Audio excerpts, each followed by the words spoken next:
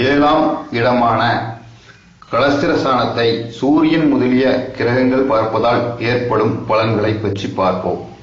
சூரியன் ஏழாம் இடத்தை முழு பார்வையாக பார்க்கும் பொழுது மனைவியோடு இன்ப சுகம் அற்று போகிறது. ஜாதகன் சோகை பிடித்தவன் ஆகிறான். அவனது தேகம் வெளுத்து விடுகிறது. சத்துருக்களின் தொல்லை வேறு சேர்ந்து கொள்கிறது.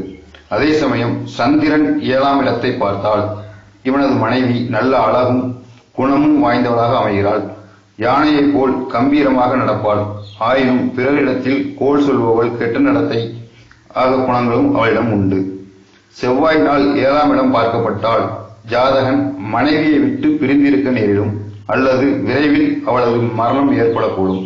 ஜாதகனை நீரழிவு நோய் தாக்கக்கூடும் அல்லது விரைவில் அவளது மரணம் ஏற்படும். புதனால் ஏழாம் இடம் பார்க்கப்பட்டால் அஜாதகனுக்கு மனைவியினால் சுகம் உண்டு.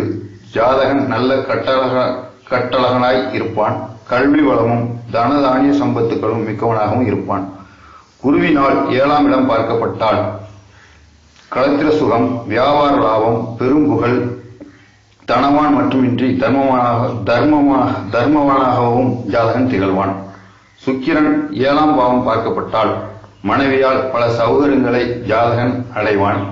மக்களும் நல்லவர்களாக அமைகின்றனர். குழந்தைகள் சற்று கூடுதலாகவே பிறக்கும். வியாபார லாபத்தை ஜாதகன் வெகுவாக பெறுவான். தெளிவான புத்தி ஜாதகனுக்கு அமைகிறது. சனியினால் களத்திரஸ்தானமான ஏழாம் இடம் பார்க்கப்பட்டால் அவனது மனைவிக்கு ஆகாது. அவளுடைய அழிவுக்கு காரணமான செயல்கள் நடக்கும். அவளுக்கு கண்டங்கள் தொடரும். ஜாதகனை பாண்டுரோகம் பீடிக்கிறது. காய்ச்சல், வயிற்றுக்கடுப்பு நோய்கள் இடைவிடாது தொடரும். ஏழுக்குடையவன் சுபக்கிரகத்துடன் கூடினாலும் பார்க்கப்பட்டாலும் ஜாதகன் சகல சௌபாக்கியங்களையும் அடைவதோடு தனவானாகவும் விளங்குகிறான். தன் பத்தினியின் மூலம் பாக்கியத்தையும் செல்வத்தையும் பெறுகிறான். இதேபோல் ஜோதிட செய்திகளை அறிந்து கொள்ள எங்களது சேனலை சப்ஸ்கிரைப் பண்ணவும்.